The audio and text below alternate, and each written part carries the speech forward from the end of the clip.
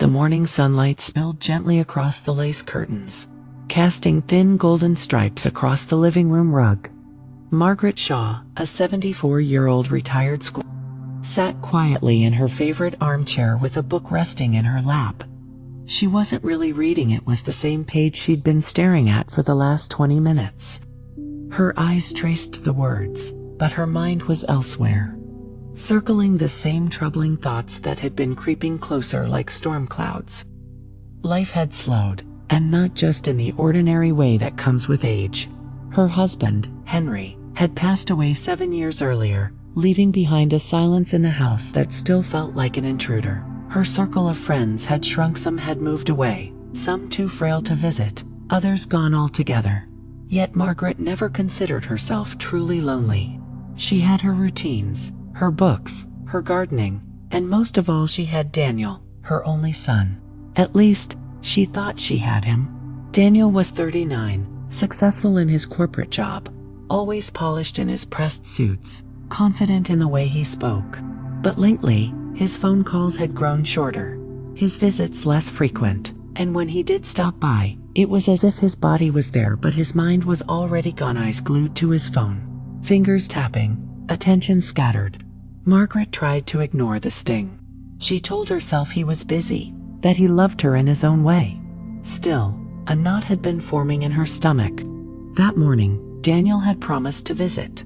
In fact, he had insisted. He said they needed to talk seriously. The phrase unsettled her, leaving her restless all morning. As she adjusted her shawl and glanced again at the clock on the mantel, her chest tightened. What could be so serious? Then came the sound of tires on gravel. Margaret smoothed her skirt and rose carefully from the chair, joints aching but her heart quickening. She opened the door just as Daniel climbed the steps, his crisp blue suit in sharp contrast to the peeling paint on her porch. He didn't smile. "Hi, Mom," he said briskly, leaning in for a hug so brief it barely brushed her shoulders. Margaret smiled anyway, grateful just to see him. "It's so good to have you here, Danny. Come in, come in. I've made some tea." But Daniel shook his head. "I can't stay long. We need to talk." Her heart skipped. She led him into the living room, where he sat stiffly on the sofa. Margaret lowered herself into her chair, folding her hands in her lap to hide the trembling. "Mom," Daniel began, his eyes fixed not on her, but on the carpet.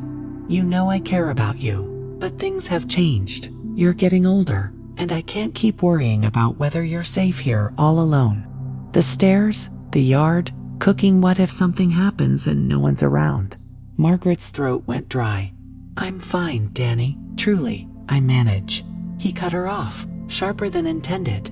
"You think you're fine, but you're not. I've already looked into it. There's a place not far from here. Sunrise Hills. They'll take good care of you. You'll have people around, activities, everything you need." The words struck her like a slap. A nursing home. Her son wanted to put her in a nursing home. "Daniel," she whispered, her voice breaking. "You want me to leave my home?" He sighed heavily, rubbing his temples. "It's for the best. You can't live alone anymore. And honestly," he hesitated, then dropped the words that would echo in her mind like a cruel refrain. "It's becoming a burden, Mom. On me, on my life. I can't keep juggling everything." The book slid silently from her lap to the floor. A burden, that was what she was to her son, not his mother. Not the woman who had raised him, who had stood by him through scraped knees, broken hearts, and late-night study sessions. To him, she was no longer family, she was a problem to be solved. Margaret felt something inside her fracture. But even as her heart broke, something else stirred, a quiet, steady resolve. She didn't scream. She didn't plead. She simply sat there, listening as Daniel outlined the plan, his voice cool and businesslike, as though he were managing a client instead of speaking to his own mother. And in that silence, she made her own plan. Because if her son thought she was a burden, then he was about to learn the true weight of consequences. That night, I lay awake in bed, staring at the ceiling as the faint hum of the refrigerator echoed through the house. Daniel's words replayed in my head like a cruel refrain. A burden, a burden, a burden. Have you ever had words so sharp they don't just cut once, but keep cutting over and over long after they've been spoken? That's what his voice did to me. It filled every corner of my room, louder than the silence. I turned to my side, my hand brushing against the quilt I had sewn with Henry so many years ago. Every patch carried a story, scraps of Daniel's old school shirts, pieces of curtains from our very first home, even fabric from Henry's favorite flannel. These weren't just pieces of cloth. They were promises stitched together, reminders of everything we had built and lost. This house wasn't just where I lived. It was me, my history, my love, my identity, all woven into these walls. How could he not see that? How could my son, my Danny, look at me and see only a weight to cast aside? The next morning, my fears were confirmed. A black and white brochure sat on the kitchen table. Daniel had left it behind intentionally. I was sure of it. Sunrise Hills Retirement Community. The cover showed smiling seniors playing cards, walking hand in hand through manicured gardens. It was staged happiness, the kind meant for glossy pages but not real lives. To anyone else, it might have looked inviting, but to me, it looked like a graveyard without headstones. A place where people weren't gone, but might as well have been. Tucked away, out of sight, until the world forgot they had ever been here at all. My hands trembled as I closed the brochure and slid it aside. I whispered to myself, I am not ready to be erased. Later that week, Daniel came back. He didn't ask me how I was, didn't linger for tea, didn't even glance at the flowers I'd arranged by the window. He went straight into details, logistics, plans, papers. He spoke of selling the house, of transitioning me into Sunrise Hills. He talked as though it were already decided, as if my voice no longer mattered in my own life. Have you ever noticed how cold someone sounds when they strip you of your choices? Daniel didn't sound like a son. He sounded like a banker closing an account, like a landlord evicting a tenant. I nodded here and there, but inside, my mind was racing. My pulse thudded in my ears, my chest tightened with every word. For 74 years, I had lived as a patient woman. I had believed in kindness, in waiting, in giving people the benefit of the doubt. I raised Daniel with those values. I thought they had taken root in him, but the way he looked at me with inconvenience, instead of love, ignited something I hadn't felt in years. It was an ember at first, small and almost hidden, but the longer he spoke, the hotter it burned. He had forgotten who I was. I was the woman who once managed classrooms full of unruly children, who fought to make sure her students had a chance when no one else believed in them. I was the woman who buried her husband and still found the strength to keep living, to keep building. I was the woman who sacrificed pieces of herself so her son could thrive, and now he dared to discard me. Fine, if he wanted to call me a burden, I would show him just how heavy I could be. I was not powerless. I was not fragile. I was not someone to be erased. That night, as I folded the quilt across my lap, I made a quiet vow, not out of bitterness alone, but out of necessity for my dignity, for my home, for the life I had fought so hard to keep. Daniel thought he knew his mother. He thought wrong. Margaret Shaw was no one's burden. And soon, my son was about to learn the true weight of consequences. The morning sun spilled through the lace curtains as I brewed my coffee, the familiar gurgle of the pot grounding me. The smell should have been comforting, but instead, it carried a sharper edge that day. My mind wasn't on the warmth of my coupe, it was turning, calculating. Have you ever realized that anger alone won't save you, that sometimes what you really need is strategy? That's where I was. I pulled out my old notebooks, the ones Henry and I had kept for decades. Henry had always been meticulous with our finances, and over the years, I'd learned every detail right alongside him. We were never wealthy, but his steady job and careful planning left us with security. More than Daniel probably remembered. He thought my only asset was the house. But Daniel had forgotten who taught him to balance a checkbook in the first place. As I flipped through statements, old letters, and bank slips, a steady determination began to build inside me. Quietly, I updated my accounts, moving things into places Daniel wouldn't easily find. The pen in my hand felt like armor. Then I made a call. Evelyn, our family's longtime lawyer, and my dear friend. She listened in silence as I explained everything, her breath heavy on the other end of the line. "You don't have to let him do this, Margaret," she finally said, her voice sharp, resolute. "This house, your finances, your life, it's yours. If he pushes, I'll be here." For the first time in days, I felt the weight shift off my shoulders. I wasn't trapped. I wasn't cornered. I had choices, but choices weren't enough. Not yet. That afternoon, instead of staying home like Daniel assumed, I drove to the community center. My car tires hummed against the road, each mile reinforcing my resolve. Daniel believed I sat quietly in this house all day, waiting for him. But the truth? I had my own quiet network: neighbors, old colleagues, friends from church.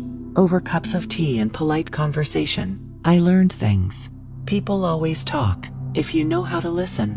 Daniel's debts were piling up.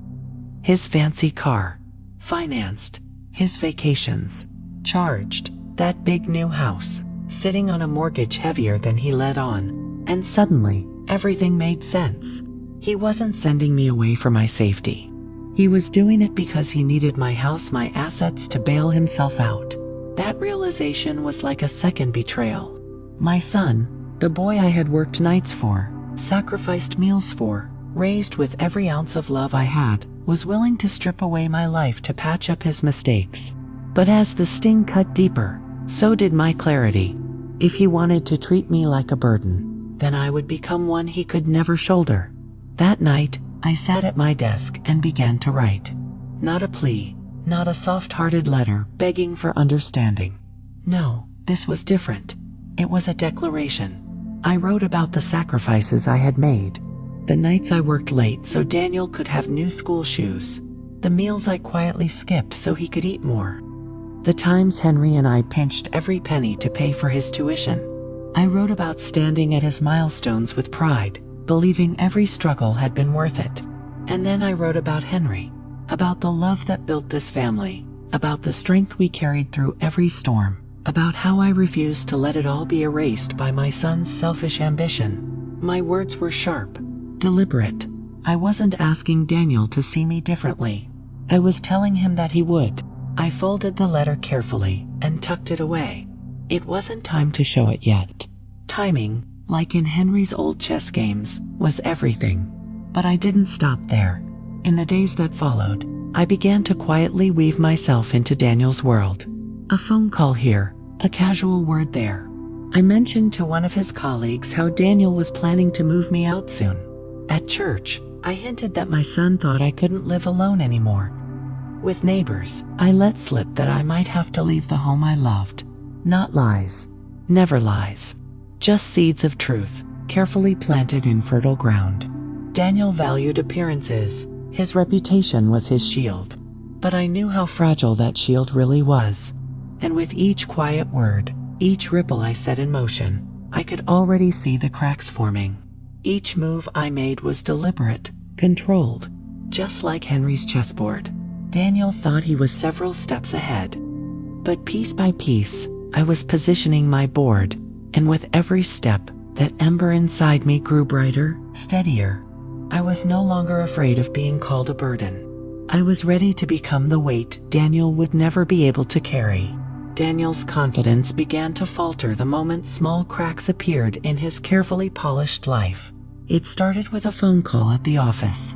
His co-worker's voice was casual, even friendly, but the words hit like a blow.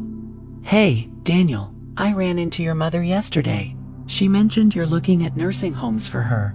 Everything okay? Have you ever had a secret dragged into the light when you least expected it?" That was Daniel in that moment. He forced a chuckle, brushing it off with a polished reply. "Oh, you know how parents worry. Just exploring options, nothing serious." His tone was breezy, but inside, his chest tightened. How had Mom managed to speak with people he never expected? He shook it off, telling himself it was a coincidence. But the cracks widened. The next one came in his own driveway. He was juggling his briefcase and phone when Mr. Jenkins, the neighbor, strolled over with a friendly wave. "So," the older man said lightly, "your mom mentioned she might be leaving soon." Sad to hear. She's such a sweetheart." Daniel froze. His pulse quickened, his grip tightening on the handle of his briefcase.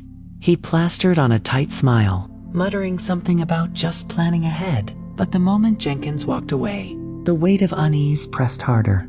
This wasn't coincidence. This was deliberate. His plan relied on silence and his mother quietly accepting her fate, slipping into the background. But instead of silence, she was making noise. Instead of disappearing, she was drawing eyes, forcing him into corners he hadn't prepared for. That evening, Daniel drove to her house, his jaw tight, his patience thin. He stormed through the front door, his polished corporate calm cracking at the edges. Margaret sat at the kitchen table, the golden light from the window falling across her face.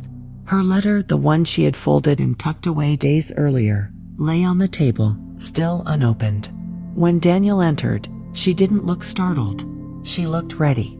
"Why are you doing this?" he demanded, his voice sharper than he intended. Margaret lifted her gaze, steady and unflinching. "Doing what, Daniel?" "You're talking to people. At the office, in the neighborhood. You're spreading things around, making me look like he cut himself off." Frustration spilling into his clenched fists. She folded her hands calmly in front of her. "I'm not spreading anything," she said smoothly. "I'm simply making sure people know the truth. If you call that trouble, perhaps the trouble isn't me."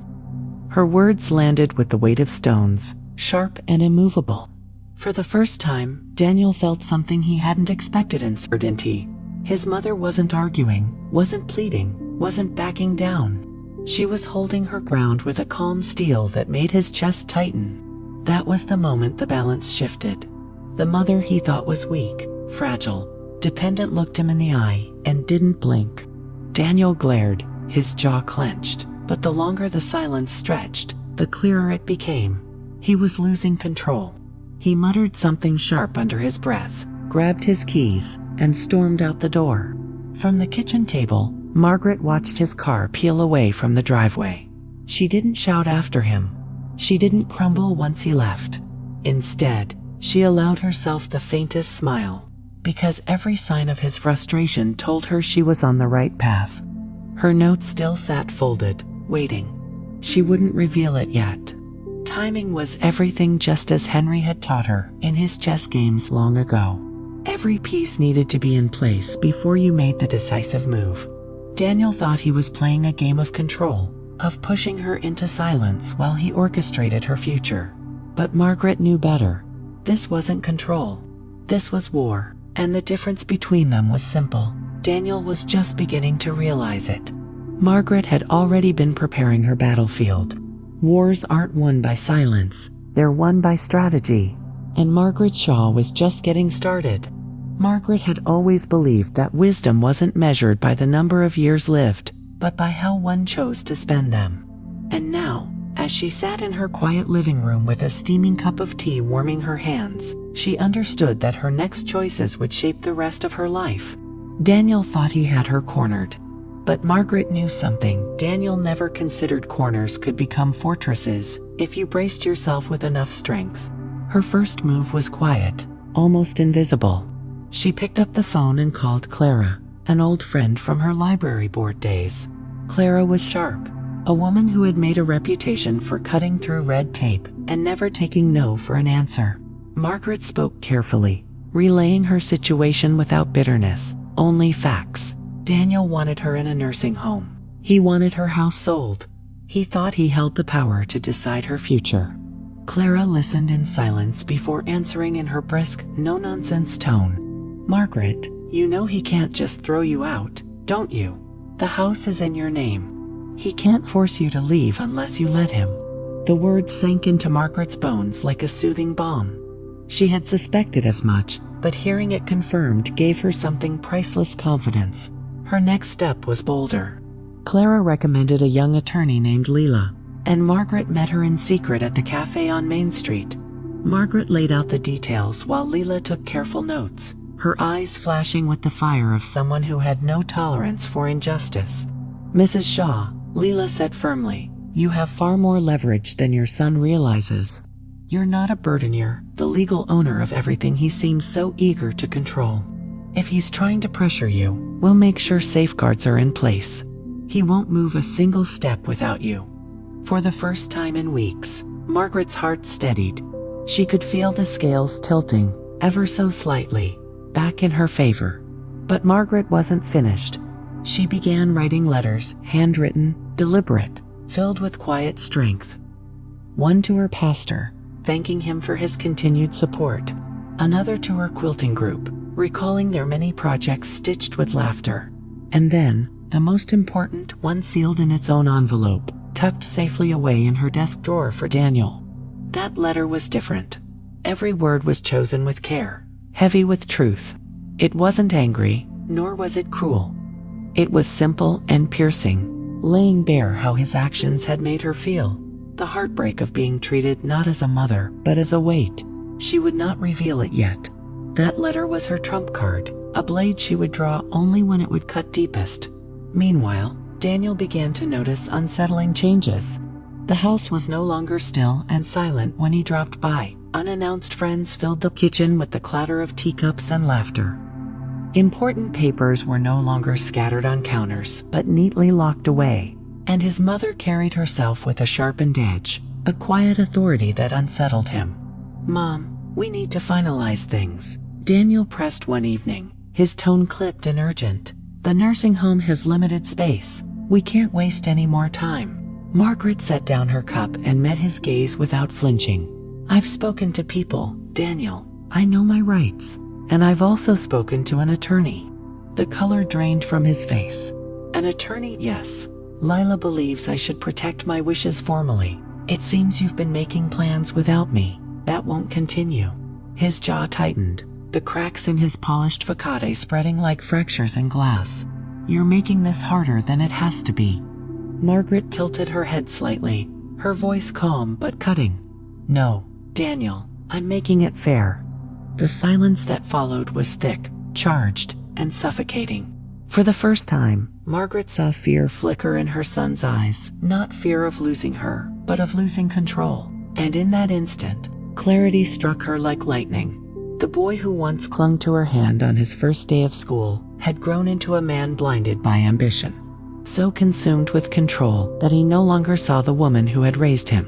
The knowledge pierced her heart, but it also hardened her resolve. She wasn't fighting simply out of defiance anymore. She was fighting for dignity, for legacy, for the unshakable truth that she was not a burden. She was a force, and Daniel was about to learn that lesson whether he was ready for it or not. The next few days unfolded like a storm you couldn't see, silent to outsiders but relentless for those caught in its path.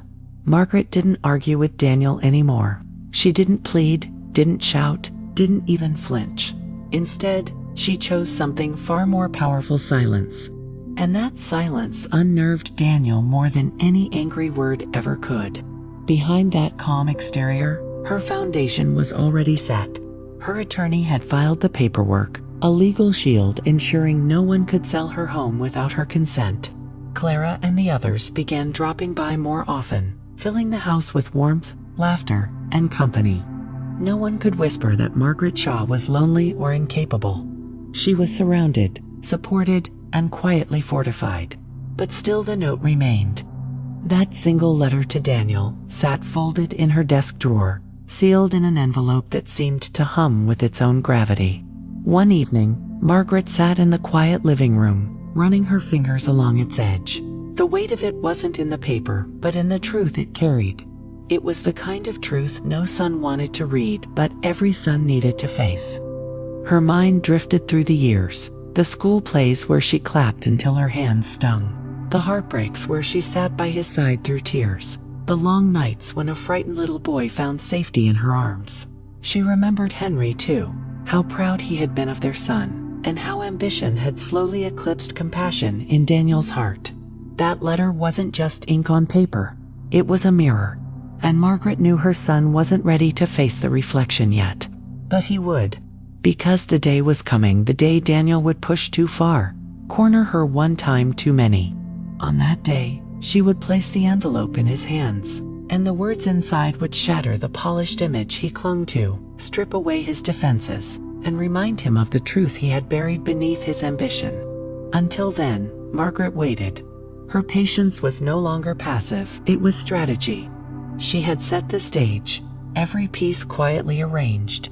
Daniel still believed he was in control, but the ground beneath him was shifting. And when the time came, it wouldn't take an argument or a courtroom battle to change everything. It would take just one letter, one carefully written note that could topple his world and turn everything upside down. The day it all cracked open began quietly, too quietly. Daniel came by early in the morning, briefcase in hand, his jaw tight, his tone clipped and cold. He didn't even greet her, just sat down across from the kitchen table, like a man storming into battle. "Mom, we need to talk." Margaret folded her hands in her lap, her face calm. "A storm's coming," she thought. "Of course. What's on your mind?" Without hesitation, Daniel pulled a stack of papers from his case and slid them toward her.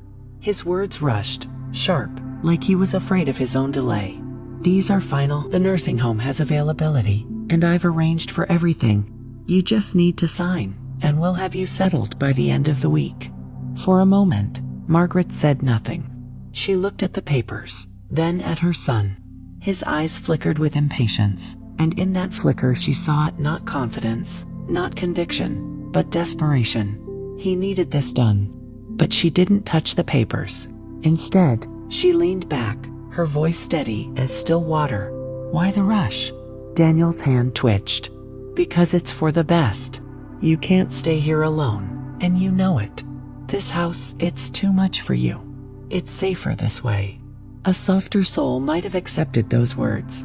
But Margaret had lived too long, seen too much, and she caught the tremor in his voice, the way he avoided her gaze. She pressed her tone like a scalpel. "Or is it safer for you?" His eyes snapped to hers. The silence that followed was thick enough to choke on. "Daniel," she said, voice calm but piercing. "Why don't you tell me the truth?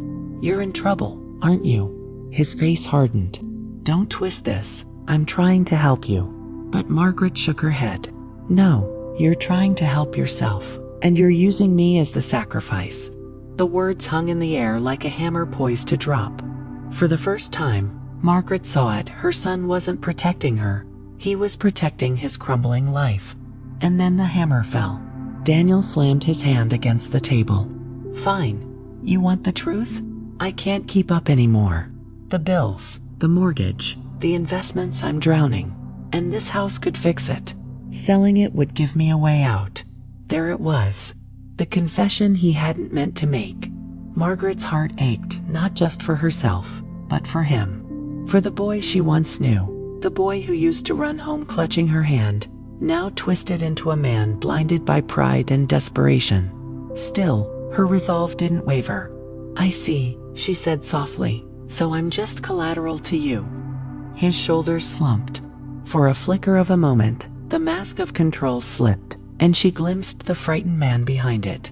But just as quickly, he shoved the papers back toward her. "Sign them, Mom, please. I can't keep this up." Margaret stood, her movements deliberate. She walked to her dresser and returned with a small envelope, the one she had guarded for weeks. She set it on the table and slid it across to him. "What's this?" he asked, his frown tight. "My answer," she said simply. "Read it when you're ready." Daniel scowled. "I don't need riddles. I need your signature. You'll get neither today." Her voice carried no anger, no hesitation, only truth. He clenched his fists, his face tight with frustration. But Margaret didn't flinch. She had waited for this moment, prepared for it, built toward it. The balance of power had shifted, and he knew it. Finally, Daniel snatched the envelope, shoved it into his briefcase, and stormed out. The slam of the door echoed through the house like a gunshot. Margaret exhaled slowly, her hands trembling. Only once she was alone. She knew this wasn't over. If anything, it was only the beginning. Daniel's desperation would push him further, but so would her resolve. That note, sealed and waiting, wasn't just words. It was the truth laid bare: his betrayal, his greed, her strength. And soon, it would force him to face himself in a way nothing else could. As the day stretched on, another knock sounded. Clara stood at the door, her expression soft, her presence steady. Margaret recounted the confrontation, her voice even, her heart heavy. Clara squeezed her hand, her eyes brimming with loyalty. "You're stronger than you know, Margaret. But don't fight this battle alone. We'll stand with you." Margaret's chest swelled with gratitude. For the first time in weeks, she didn't feel like a solitary soldier in a war. She had allies, people who saw her worth, even when her own son could not. That night, Margaret slept soundly. For all the chaos swirling around her, for all the uncertainty of tomorrow, she carried one certainty like a shield. She was not helpless, and no one, not even Daniel, would ever make her believe otherwise again. Daniel didn't open the envelope that night. He told himself it was nothing, just another one of his mother's tactics, a last-ditch attempt to claw at his conscience. He told himself he was immune, too hardened, too focused. But the truth gnawed at him. The way Margaret had slid it across the table, calm, deliberate, almost certain, made the envelope feel heavier than paper should. It wasn't the object itself that unsettled him. It was the weight of what it might contain. A mirror, a reckoning, something he wasn't sure he wanted to face. He shoved it into his briefcase, convincing himself he would forget about it. But the bag seemed alive. Each time he glanced its way, it seemed to stare back at him. By the second night, he couldn't sleep. The ceiling above his bed became a blank canvas for guilt and doubt. His mother's voice echoed in his mind, not pleading, not shouting, but steady and sharp. "You'll get neither today." What did she mean? What was she really saying? Finally, near midnight, he broke.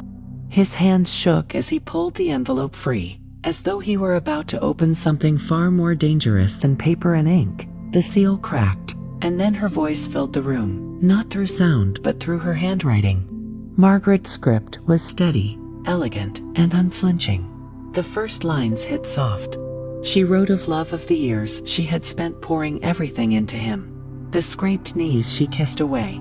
The lunches she packed when money was thin. The school plays where she clapped the loudest even when he stumbled. She wrote of nights sitting beside his bed when he was small, soothing tears he thought no one would ever understand.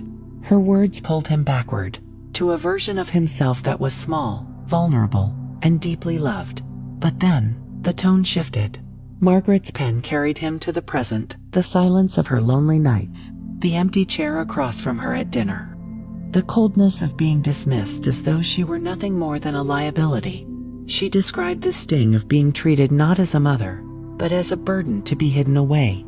And then came her closing words, sharp as glass. "If you see me as a burden, Daniel, then I am no longer your responsibility. But know this, I will never let myself be erased. This house, this life, my dignity, they are mine. And no paper, no signature, will take them from me. I hope one day you remember not what you want to gain, but who I have always been to you, your mother." Daniel's breath caught. He sat back, the letter trembling in his hands. The words didn't shout, they didn't accuse, but their quiet strength cut deeper than any confrontation could. For the first time in years, he felt something he hadn't allowed himself to feel. Not just guilt, not just anger, but shame. He had built walls of control, propped up by paperwork and signatures, as if legal documents could disguise the truth. But Margaret's note stripped all of that away. She had held up the mirror he had avoided for so long, and what he saw staring back was a man who had traded compassion for ambition, who had treated the woman who gave him life as if she were disposable. His eyes drifted to the papers stacked on his desk. Contracts, transferred documents, property forms, all the tools of his control. But now, they looked like ash, meaningless, empty. The real burden wasn't Margaret, it was him. And though he would never admit it out loud, part of him knew that note wasn't just a letter. It was a line drawn in the sand. And if he ever crossed it, if he ever pushed further, he might not only lose the house, he might lose her forever. The day after the party, Evelyn woke earlier than usual. The house was quiet again, but this time the silence didn't feel like loneliness. It felt purposeful, like the pause before a grand performance. She brewed a cup of tea, sat by the window, and let the warmth settle into her hands. Her thoughts didn't linger on the celebration, no. That night had been a declaration, a spark. But sparks aren't meant to linger. They ignite something bigger. This was not the end. This was the beginning. For years, Evelyn had kept her cards pressed close to her chest, never showing her hand even to the people she trusted most. Not Margaret, not Clara, not anyone. She had hoped, truly hoped, that she would never need to act on the precautions she had put in place. But Erin's decision to discard her, to strip her dignity by shoving her into a nursing home as if she were yesterday's newspaper, had changed everything. And now the time for quiet preparation was over. Because the truth was, Evelyn had been preparing for this moment longer than anyone suspected. Her attorney, Mr. Jennings, came to mind, an older man with a calm voice, gray hair swept neatly back, and eyes that seemed to carry both patience and steel. For years, he had helped her draw up documents discreetly, never pressing, never judging. He had told her once, with a gentle firmness, "Mrs. Walker, foresight isn't distrust, it's wisdom." Those words had stayed with her. Together, they had quietly built a fortress of protection around her life. Evelyn had shifted her assets into a trust untouchable without her explicit consent. She had rewritten her estate plan, revised the ownership of certain accounts, and ensured every detail was airtight. For a long time, she had hesitated to share these details with her children, not out of secrecy for its own sake, but because she hadn't wanted to plant seeds of suspicion or resentment. Families, she knew, could splinter under the weight of mistrust. But after Erin's betrayal, she realized silence had almost cost her everything, and she would not make that mistake again. That morning, after sipping her tea and gathering her resolve, Evelyn sat at her writing desk. The sun pooled across the paper as she wrote a brief but decisive letter to Mr. Jennings. Her instructions were clear. Proceed with the final step of her plan. It was time to move the family home, the house filled with a lifetime of memories, laughter, and loss fully under the control of the trust. The same home Erin had once arrogantly assumed would fall into his hands by default. No more. When she sealed the envelope and pressed her hand against it, Evelyn felt no hesitation. She felt power. By noon, she slipped on her coat, tucked the letter under her arm, and walked to the post office. Her steps were steady, unhurried, almost ordinary. To any passerby, she was just another elderly woman running errands. But in reality, each step tightened the noose around Erin's entitlement. Later that afternoon, Evelyn invited Margaret for tea. The clinking of cups and the soft scent of chamomile filled the kitchen. But underneath the small comforts, something far larger was at play. Evelyn didn't reveal the legal details, not yet.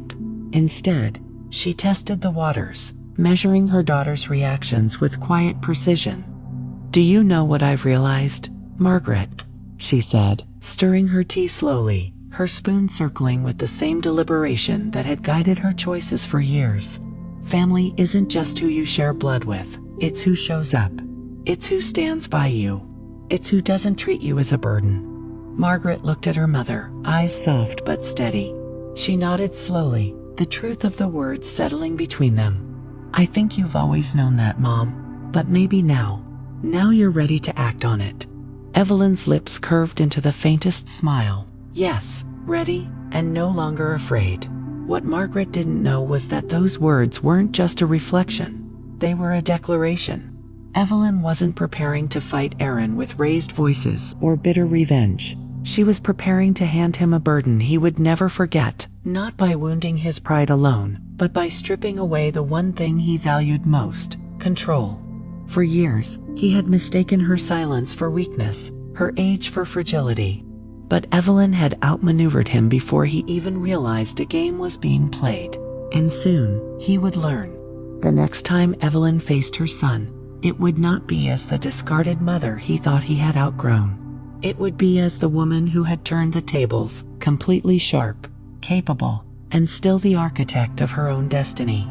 For the first time in years, Evelyn felt something stir inside her, fierce and unshakable. Power, and she intended to wield it. The weeks after the confrontation passed with an unexpected calm. No more phone calls filled with demands. No more sharp, entitled words echoing in her mind like a cruel refrain. Aaron's presence, once a looming shadow, had retreated. Instead, Evelyn's days unfolded with a rhythm that felt steady, deliberate, even joyful. She spent her mornings with a book by the window, her afternoons tending to the garden's quiet beauty, and her evenings sharing supper with Margaret or friends from town. Every laugh, every shared story reminded her she was not alone. It wasn't just peace she had won, it was freedom. With her estate secured under the trust, Aaron no longer held any claim to her home or assets. The fortress she and Mr. Jennings had built stood firm. Evelyn's life was finally her own again, shielded from manipulation and control. Meanwhile, Aaron faced the fallout of his choices. When he discovered the house was beyond his reach, his fury erupted. He sent letters, his words dripping with outrage. He left late-night messages, each one more frantic than the last. He even turned up at Margaret's door, demanding explanations, pounding his fists against walls that would no longer open to him. But all he found was silence, and worse than silence, shame. The community that once looked at him with respect now whispered when he passed. Neighbors remembered Evelyn's party, the night she reclaimed her dignity. They remembered her smile, her strength, the way she stood tall despite betrayal. And in contrast, Aaron's image had cracked. Whispers followed him everywhere. The son who abandoned his mother. The man who lost everything because of his own greed. For Evelyn, though, revenge was never the endgame. The real triumph was reclaiming her dignity, her independence, her voice. She had shown Aaron and herself that being dismissed as a burden didn't mark the end of her story. Instead, it lit the spark of a new beginning. One crisp autumn evening, Evelyn stepped into the cool air of her garden. The horizon burned with streaks of orange and crimson as the sun sank low, and the trees whispered with gold and red leaves tumbling in the breeze. The earthy scent of the season filled her lungs. She thought back to those suffocating days in the nursing home, the loneliness, the ache of betrayal, the tears shed behind closed doors. And now, standing on her own land, her own terms, she whispered to herself, steady and sure, never again. Margaret appeared beside her, slipping an arm around her shoulders with quiet tenderness. "You've come a long way, Mom." Evelyn smiled, her gaze fixed on the horizon. "No, dear, I've come home." The words held more than one meaning. Home wasn't just brick and mortar. It was belonging. It was the fierce knowledge that no one, not even her own son, could strip her of her worth again. Her story wasn't about bitterness. It was about survival, about resilience, about choosing to live, not as someone discarded, but as someone who had risen, stronger and steadier than before. She knew Aaron might never change. He might cling to his anger, his wounded pride, his sense of injustice. But that was no longer her weight to carry. That was his burden. Evelyn had already laid hers down. As the last streaks of light faded into twilight, she turned to Margaret.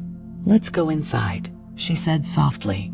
Together, they walked back into the warm glow of the home Evelyn had fought to protect. And for the first time in many years, she felt not just safe, but triumphant. Because in the end, Evelyn hadn't only given Aaron a burden, she had lifted her own.